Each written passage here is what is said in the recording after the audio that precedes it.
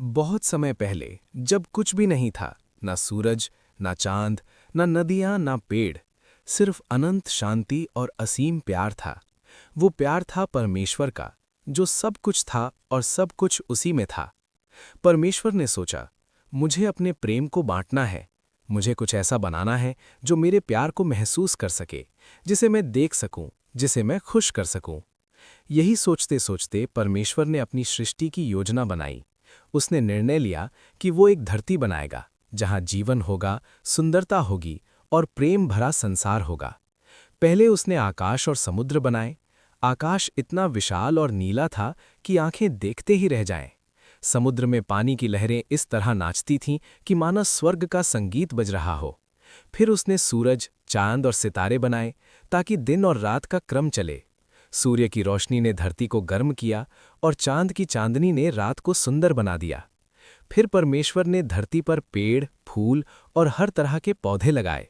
उसने हर पेड़ को अलग अलग रंग और खुशबू दी।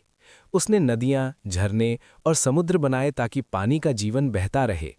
उसने पहाड़ बनाए ताकि उनकी ऊंचाई से लोग उसकी शक्ति और उसकी महानता को महसूस कर सकें। परमेश्वर ने सोचा कि जीवन तभी पूरा होगा जब जीव जंतु होंगे। उसने पक्षियों को आकाश में उड़ने के लिए बनाया, मछलियों को पानी में तैरने के लिए और जानवरों को धरती पर रहने के लिए। हर जीव को उसने बुद्धि और अपनी अलग पहचान दी। लेकिन परमेश्वर को पता था कि सबसे खास चीज मनुष्य होंगे। इसलिए उसने मनुष्य को अपनी तस्वीर में बनाया, ताकि वो सोच सके, प्यार कर सके, निर्णय ले सके और उसकी रचनाओं की देखभाल कर सके। उसने कहा, ये धरती तुम्हारी है, इसे संभालो और इसके जीवों का ध्यान रखो। परमेश्वर ने धरती इसलिए बनाई ताकि प्यार और सुंदरता हर जगह फैल सके। उसने चाहा कि मनुष्य उसकी सृष्टि की खुशी महसूस करें, उसे सराहें और उसका आशीर्वाद पाएं। और यही वजह है कि धरती सिर्फ एक जगह नहीं, बल्कि परमेश्वर का उपहार है हमें। आज भी जब हम सूरज की रोशनी देखते हैं, बारिश की बूंदों को महसूस करते हैं या किसी फूल की खुशबू सूंघते हैं, हम उसकी सृष्टि का अनुभव करते हैं। हर पेड़, हर जानवर, हर नदी और हर पर्वत हमें याद दिलाता है कि परमेश्वर ने धरती प्यार और जीवन देने के लिए बनाई थी। समय बीतता गया और मनुष्य ने अब धरती और उसके हर जीव के महत्व को समझना शुरू कर दिया। उन्होंने देखा कि अगर वे अपनी सोच और कर्मों को बदलेंगे तो धरती और जीवन दोनों बेहतर होंगे। मनुष्य ने मिलकर काम करना शुरू किया। उन्होंने जंगलों को बचाया, नदियों को साफ किया और जानवरों के लिए सुरक्षित जगह बनाई। उन्होंने सीखा कि जब हम प्रकृति और दूसरों का सम्मान करते हैं तो धरती हमें अपने सुंदर उपहारों से नवाजती है। मनुष्य ने अपने बच्चों को भी ये सिखाना शुरू किया कि धरती केवल खेलने या खाने के लिए नहीं है, बल्कि देखभाल और प्यार करने की जिम्मेदारी है। उन्होंने अपने जीवन में प्रेम, दया और करुणा को अपनाया। फिर परमेश्वर ने उनके दिलों में ये सिखाया कि सच्चा सुख केवल लेने में नहीं, देने में है। जब मनुष्य दूसरों की मदद करता है, जरूरतमंदों के लिए कुछ करता है या धरती की रक्षा करता है, तो उनके अंदर शांति और संतोष भर जाता है। मनुष्य अब केवल जीवन बिताने वाले नहीं थे, वे धरती के रक्षक, प्रकृति के मित्र और परमेश्वर के सिखावन के जीवित उदाहरण बन गए। उन्होंने महसूस किया कि धरती और जीवन का असली मूल्य प्यार, जिम्मेदारी और करुणा में छिपा है। और इस तरह परमेश्वर की सृष्टि और प्रेम ने मनुष्य को अंदर से बदल दिया। उन्होंने सीखा कि हर दिन एक अवसर है, प्रकृति, जीवन और दूसरों के लिए कुछ अच्छा करने का। यही वजह है कि धरती बनी, न केवल जीवन के लिए, बल्कि सीखने, प्यार करने और जिम्मेदारी निभाने के लिए। जैसे जैसे मनुष्य ने धरती और जीवन की अहमियत समझी, उन्होंने ये महसूस किया कि सच्चा बदलाव केवल बाहरी कामों से नहीं, बल्कि अपने दिल और विचारों में बदलाव लाने से आता है। मनुष्य ने अपने दिलों में दया, करुणा और क्षमा को जगा दी। उन्होंने सीखा कि जब वे किसी से झगड़ा या बैर छोड़ देते हैं और प्यार और माफी अपनाते हैं, तो उनका जीवन शांत और खुशहाल बन जाता है।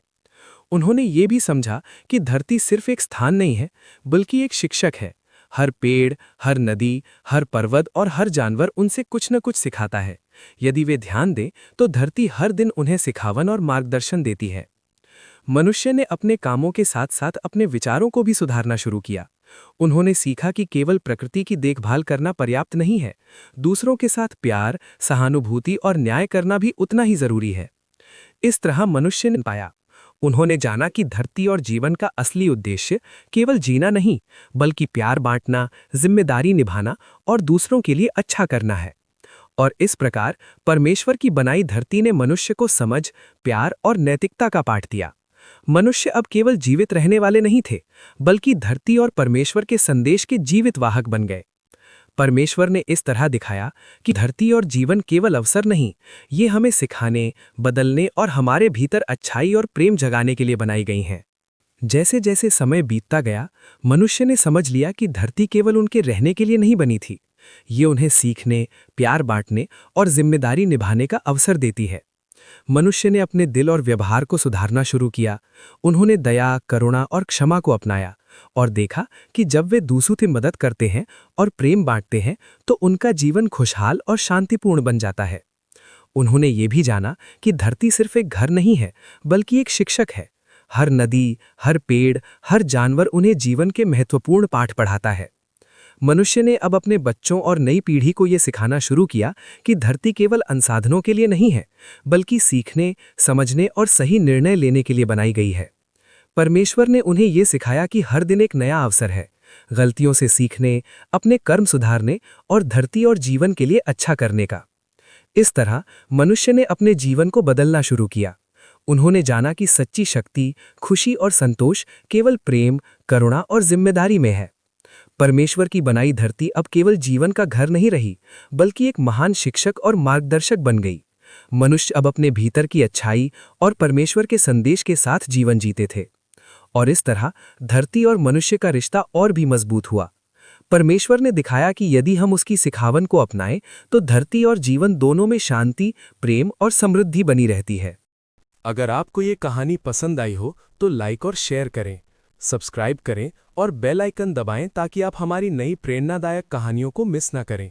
मिलते हैं आपको अगली वीडियो में, तब तक के लिए जय मसीह की।